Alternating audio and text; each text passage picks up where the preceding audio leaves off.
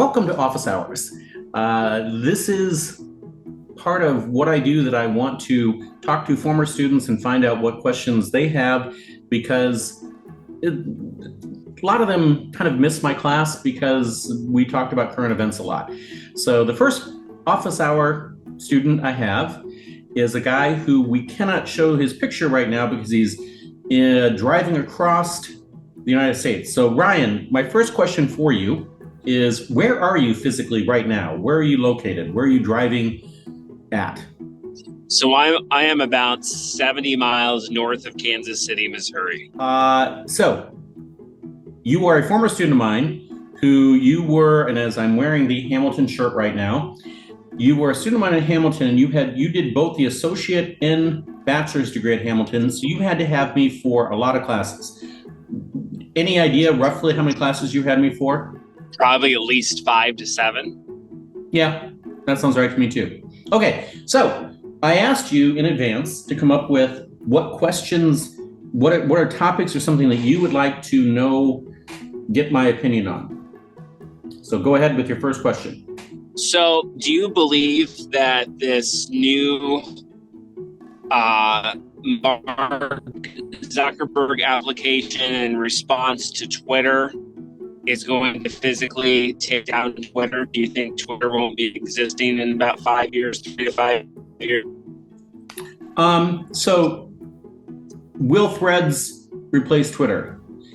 The world is big enough to have both Threads and Twitter still in it. So they can both coexist. Do I think Elon Musk has proven that he is not the smartest person in the world? Yes, because he's really good at making rockets. He's really good, and by the way, he's not good at making rockets. He's really good at hiring people who know how to make rockets. He's good at hiring people who know how to make electric cars. But when he entered social media, he knew as much about social media as Mark Zuckerberg knew about launching rockets. It's not his area of expertise. You can't be an expert at everything. And the most interesting thing about what's happened in the past week is that he had decided to step back and make a woman named Linda Yaccarino, probably mispronounced her name, it's a weird name. Anyhow, he took an NBC advertising executive and made her the CEO. Yet, when this all came down, when this problem of limiting the number of tweets came down, there was no pre-announcement about it.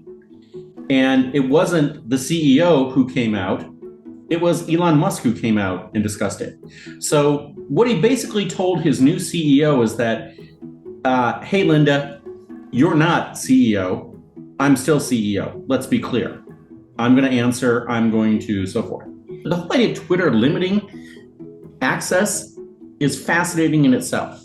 Imagine any TV show you watch, any network you watch, and they said, you've been watching NBC too long now, so we're going to have to limit how much you can watch NBC. That's insane. For a company that's trying to make money from an ad revenue. This doesn't make sense. Yeah, it makes absolutely no sense. And so there are several theories as to why it happened, why they put a limit on the tweets. The one that sounds the most correct to me was the fact that they had a bill due to Google, because Google handles their cloud services, that they had trouble paying. And so there are many theories out there. That's the one that makes the most sense to me. But anyhow, will Threads replace them? Look, Instagram reaches more than 1 billion people. By having an Instagram account, you automatically have a Threads account. And so, I just, when I heard about Threads, I immediately went on to lock in Steve Kranz on Threads. I've not done anything else with it. I have no intention of doing anything else with it for some time now. I think we're going to see a major shift in the world of social media. I do think Elon Musk has done his best to run Twitter into the ground, and congratulations, Elon, you've done it well. So do I think Twitter is going to be as important in the next election cycle? No, I don't. because it will still be important, but it's social media is fractured. In 2016 and 2020, Twitter was the place everyone went to in politics. In 2024, and by the way, for everybody to know, I wear my heart on my sleeve. I'm a proud Democrat. That was bad for our side because the Twitter left sphere is not where the mainstream Democrat is, and it caused people on my side to go far too left, and so anyhow, I hope I answered your question. You did. Thanks for clarifying that. My next question is, do you feel that the Republicans have ground to stand on with how Donald Trump is being treated in regards to being indicted due to what has happened to Hunter Biden, what has happened to Hillary Clinton, what has happened to Bill Clinton? Do you feel that the Republicans are getting the fair shake of the stick of the deal with the whole Donald Trump fiasco? Does that make sense? Yeah, it does. Let's take a step back and look at what's going on with Hunter Biden. The prosecutor who made the deal that Hunter Biden will plead guilty to a misdemeanor and blah, blah, blah, blah, blah, blah. This was a Trump-appointed prosecutor from the Trump DOJ Bill Barr, who, when Biden became president, his attorney general said, hey, I'm going to leave you in charge. You do what you need to do. Just report to me. Let me know what's going on. Other than that, I do not want to know. Okay? So it wasn't like the guy who was prosecuting Hunter Biden was somehow a lifelong Democrat in Democratic circles. Number one. Number two, the special prosecutor should have been appointed much earlier than Jack Smith should have been appointed much earlier than he was.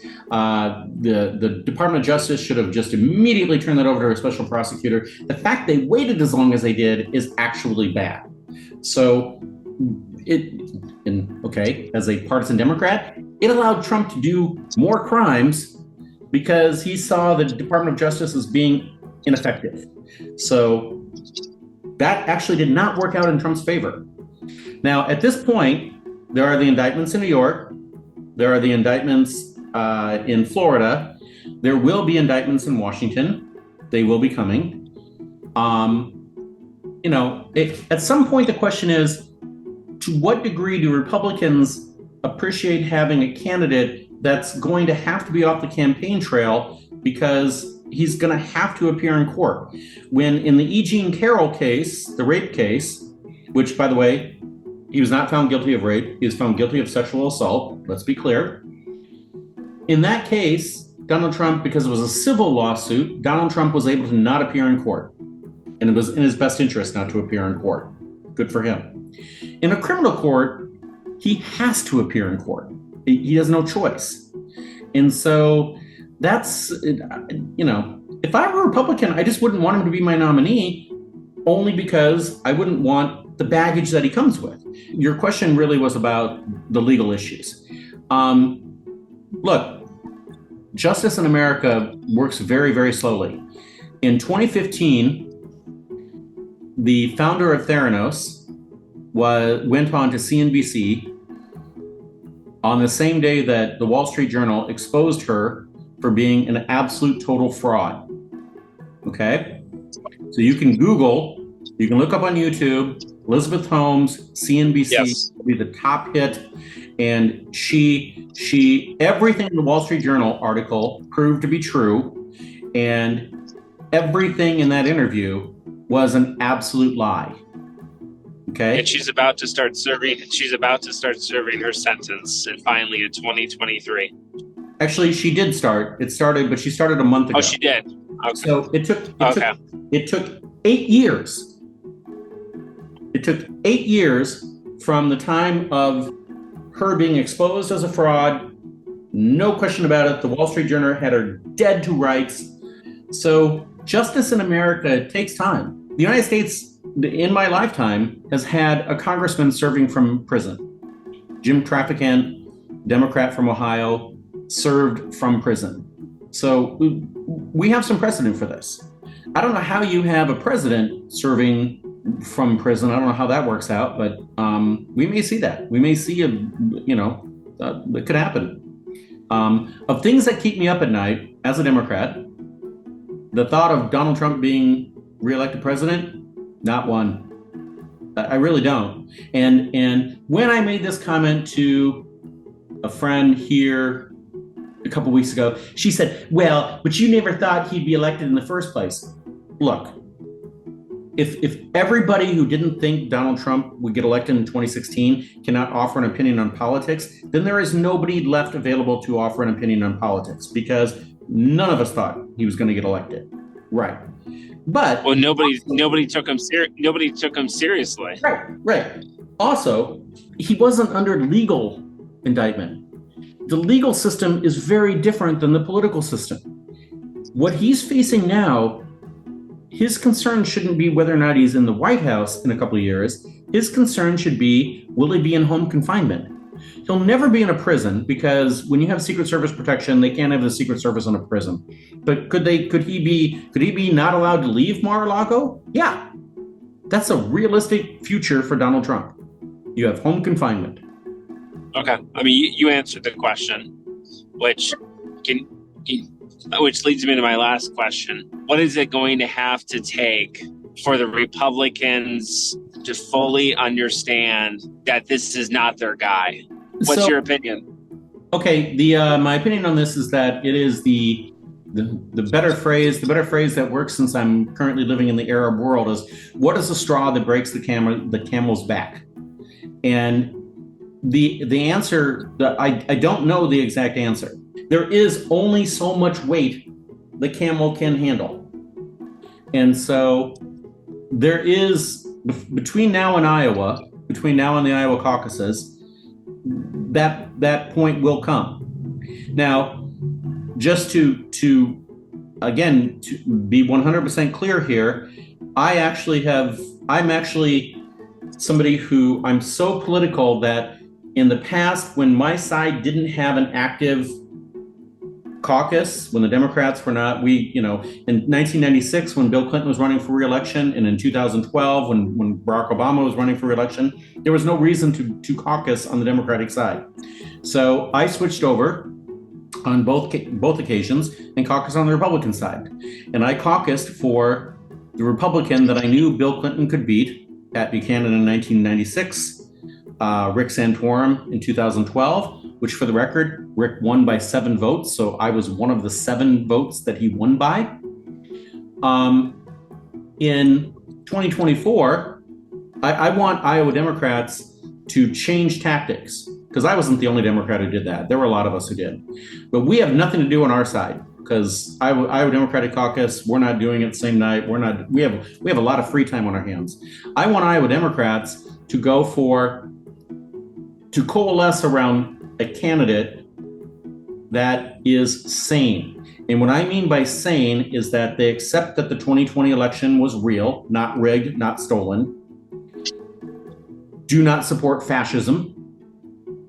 And if we coalesce around one of them, then we can, if we aggregate and 128,000 Democrats are going to be sitting on our hands on the night of the Republican caucus, wishing we were doing the caucus. We love going to caucuses. We love this stuff. So if enough of us go for one of the Republicans who's sane, we can put them in the top 3.